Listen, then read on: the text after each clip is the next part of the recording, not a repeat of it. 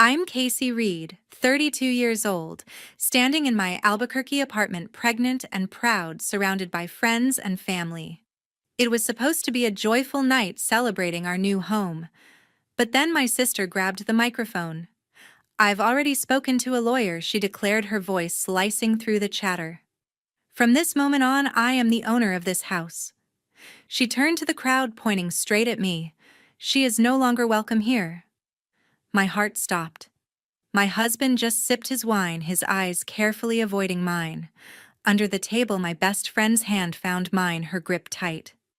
The room went silent. Every gaze locked on me as if waiting for me to crumble. I could feel the weight of their stares, judgment, betrayal. Her words weren't just a claim, they were a knife cutting through everything I had built. I should have seen it coming, the late-night texts, the whispered calls, the way she lingered in my home as if it were hers.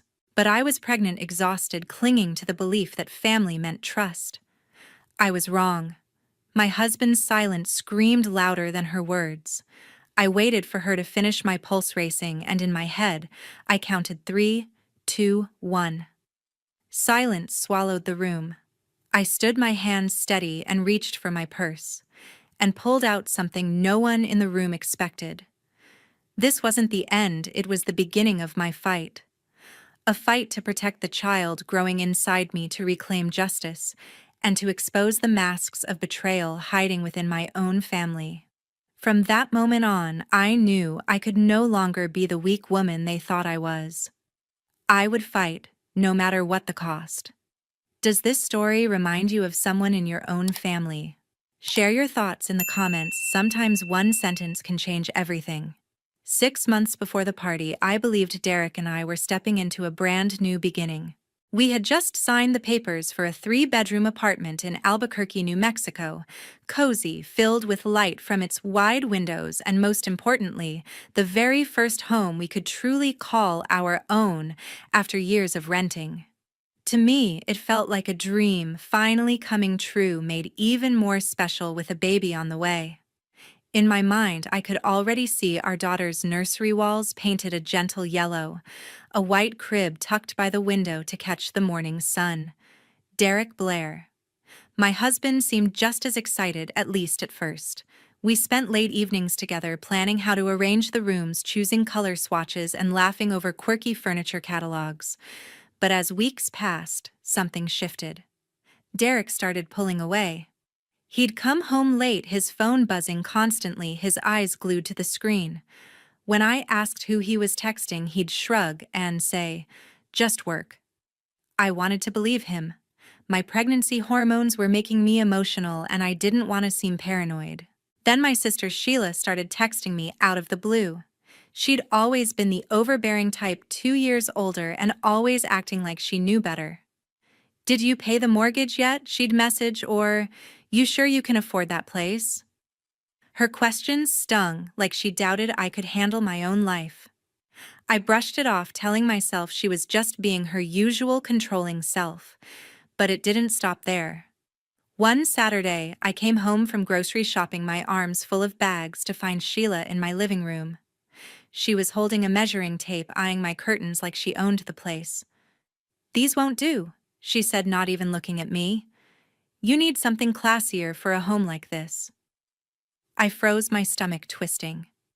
How did she even get in? When I asked, she waved a hand. "Derek gave me a key.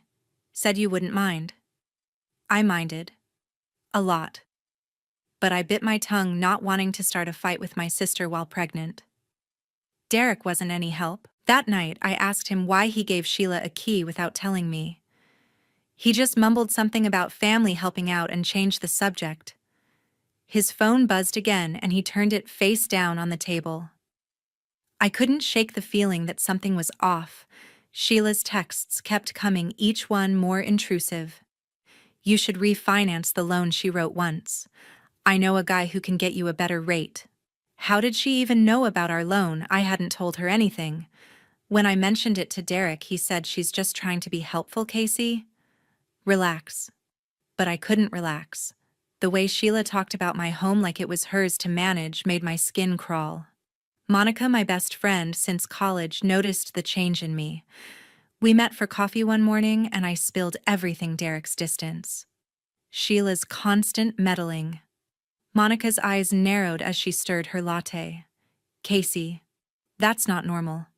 Sheila's acting like she's got a stake in your apartment. You need to watch her. I nodded, but deep down, I didn't want to believe my sister could have bad intentions. We'd grown up close, sharing secrets and sleepovers. Sure, Sheila could be bossy but malicious. I wasn't ready to go there. Still, Monica's words stuck with me.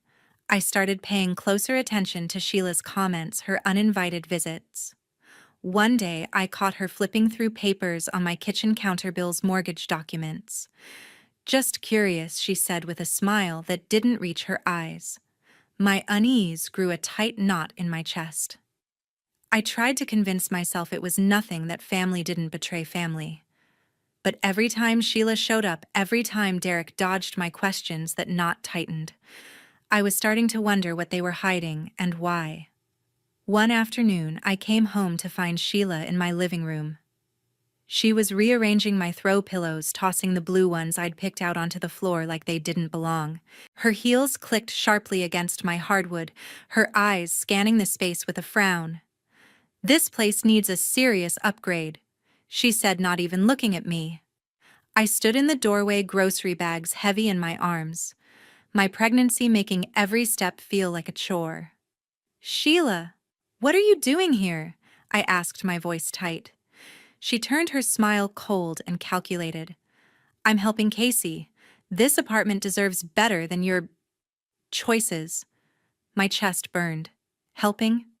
She hadn't asked to come in, hadn't even knocked. When I demanded to know how she got in, she shrugged. "Derek gave me a key. Said it was fine since I helped with the down payment." My stomach twisted. Helped. That was a lie. I'd poured every cent of my savings earned from years of late nights at my marketing job into this apartment.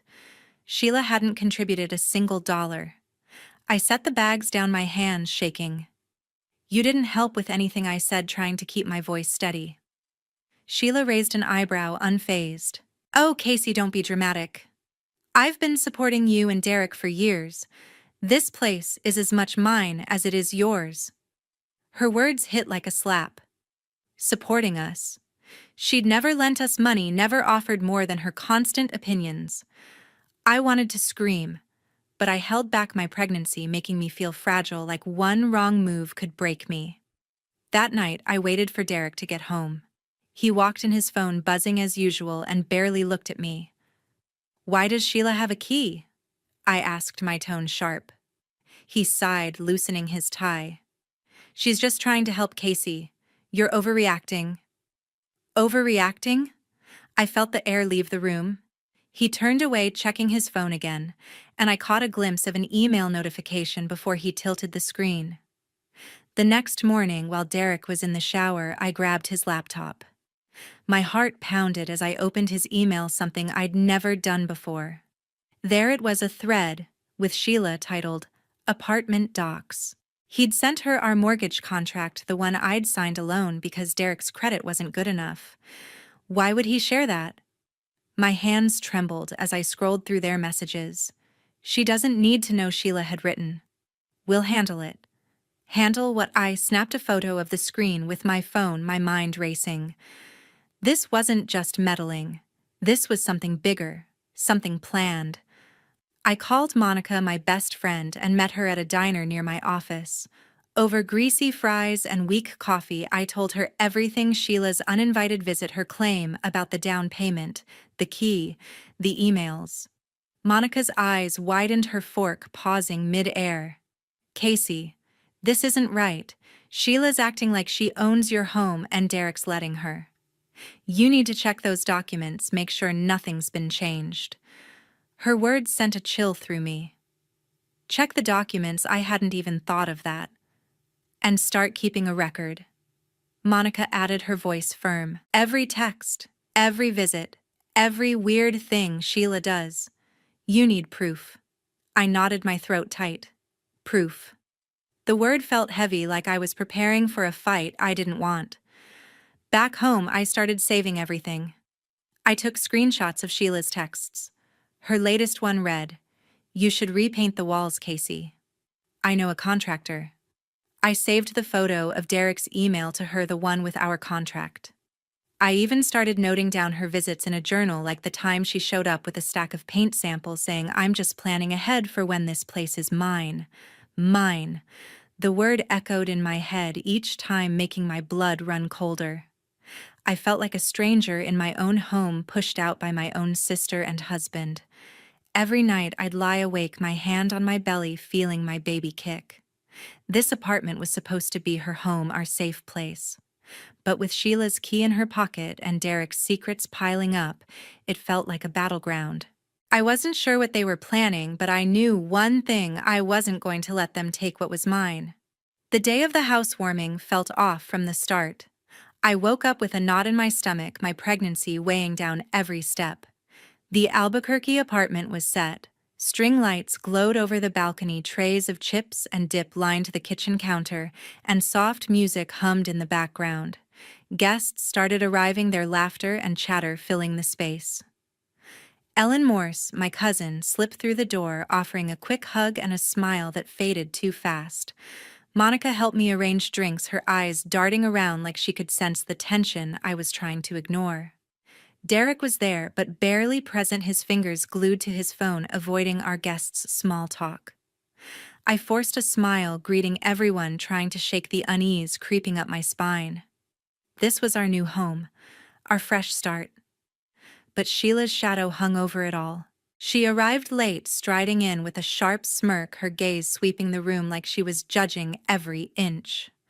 Halfway through the night, Sheila snatched the microphone from the karaoke machine we'd rented for fun. The chatter stopped, all eyes turning to her. "I have an announcement," she said, her voice cold and commanding. "I've spoken with a lawyer, and as of today, I'm the rightful owner of this apartment." My breath caught my heart slamming against my ribs. She pointed at me, her eyes glinting.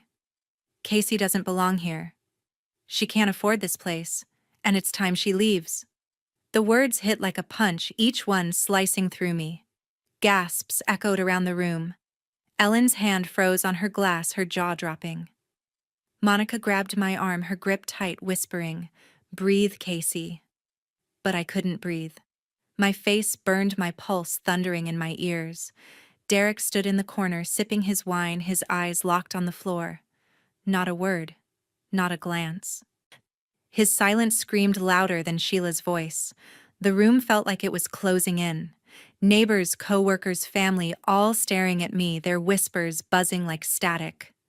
Sheila's smirk widened, her confidence unshaken, like she'd already claimed my home. My mind raced, replaying her lies about the down payment, her uninvited visits, the emails she'd exchanged with Derek.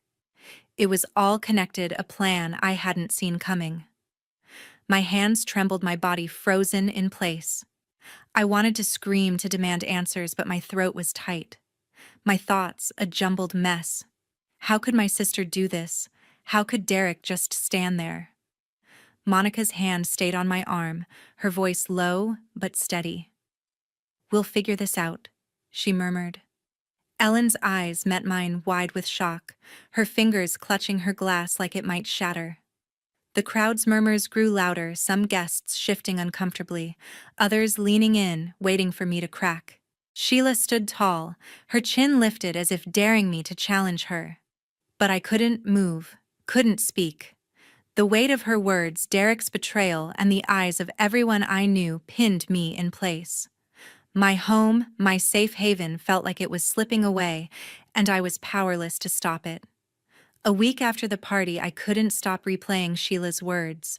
Her voice echoed in my head, sharp and smug, claiming my apartment as hers. I sat on the couch in our Albuquerque home, my hand resting on my belly, feeling my baby's faint kicks.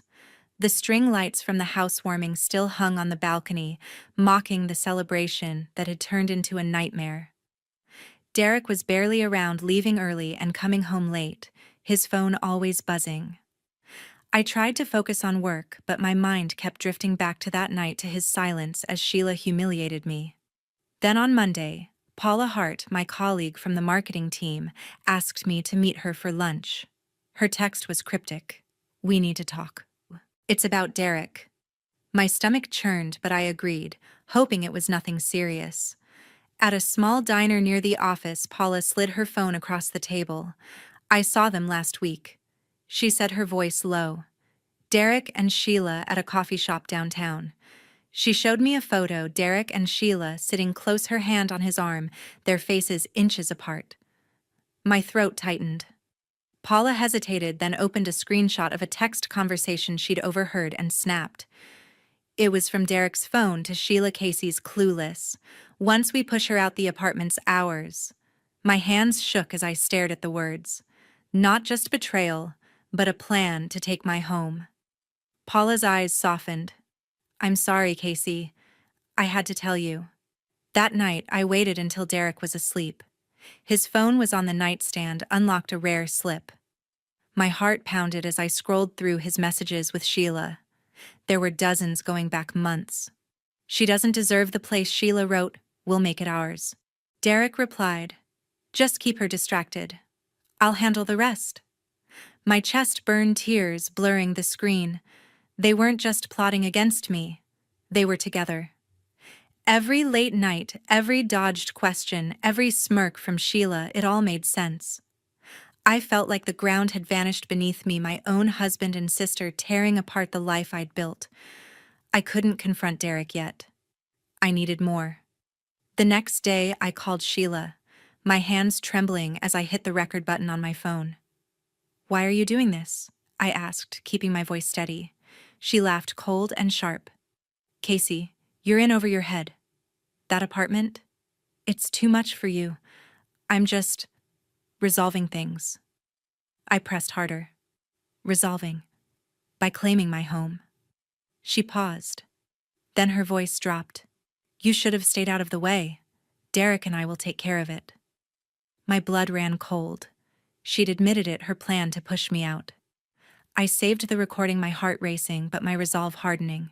I met Monica at her place that evening, my phone full of screenshots and the audio file. She listened to the recording, her jaw tight. This is disgusting, she said, her voice fierce. They're trying to steal your life, Casey. You need to fight back. She helped me organize everything, screenshots of the texts, the photo from Paula, the mortgage contract in my name, and Sheila's recorded confession. You've got enough for a lawyer, Monica said, her eyes steady. They can't get away with this. I nodded, my throat tight.